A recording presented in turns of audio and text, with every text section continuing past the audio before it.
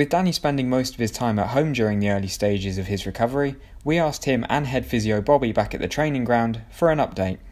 My wife has pretty much done everything for me that I needed, because I wasn't able to get up the stairs by myself, just to be safe first and foremost. And the kids have helped along the way as well, which has been great.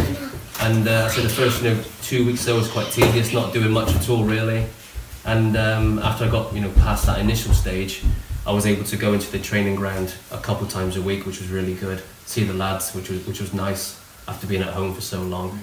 And then like I said, start stepping up the rehab process a little bit. And slowly but surely I'm going to be going in more days a week. This week I started to drive a little bit. It's a little bit of a milestone as well. So that enables me, like I said, to go in a lot more often and just start building up that fitness and the strength in the leg.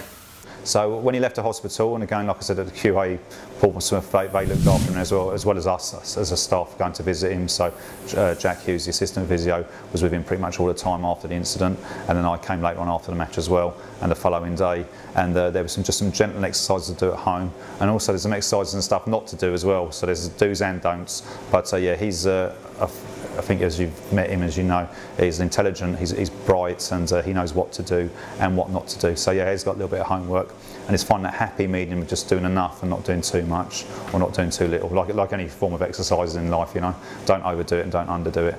And then he feeds back to us, and that's it. But the bulk of his work we done here, and then the stuff at home would just be little tick over exercises to do. Sometimes almost to stop the boredom, especially in the early stages, when you might not be coming in every day just because of mobility problems, actually being on crutches or whatever. Okay.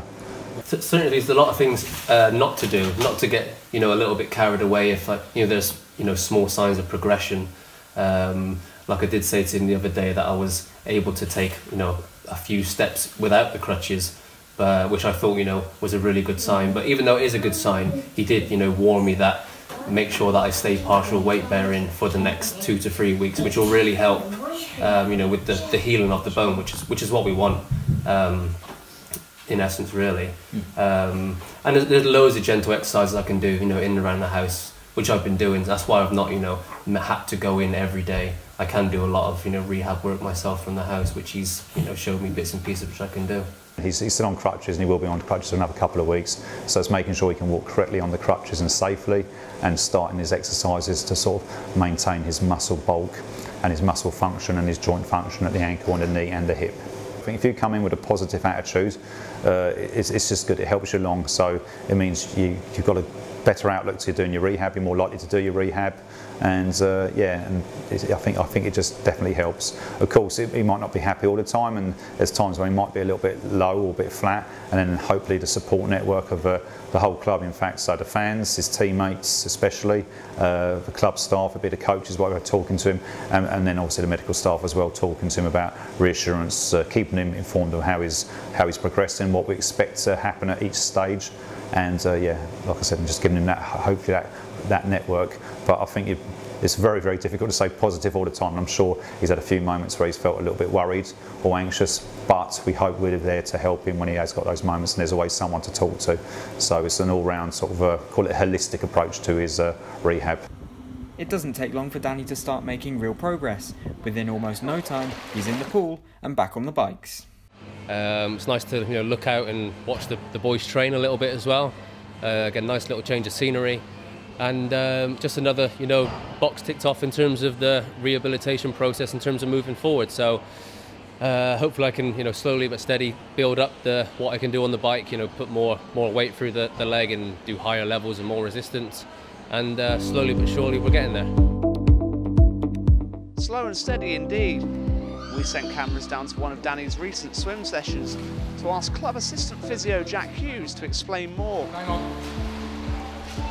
We've got Danny in the pool here for a bit of hydrotherapy, which is beneficial for a number of reasons, to be honest. I mean, the first one from our point of view in his rehabilitation is that the water reduces his body weight and therefore the load that is placed in his legs. In doing that, then we're able to train certain exercises and movement patterns that we otherwise wouldn't be able to do on land. Secondly then, I mean, from a physical perspective, the pool's currently the only way we can sort of overload his aerobic system.